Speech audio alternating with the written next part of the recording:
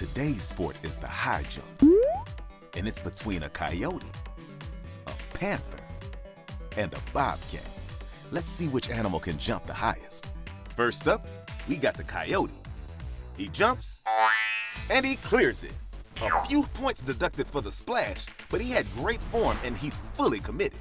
Next is the bobcat.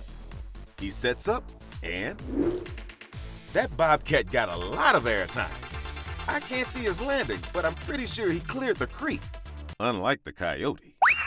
All right, last up, we got the Florida Panther. Look, I bet he wants to get over that fence. So he gets into position, and he clears it. That's a clean jump.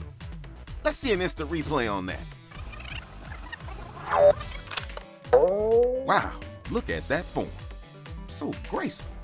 While the judges decide who won that jump competition, let's check out some more cameras.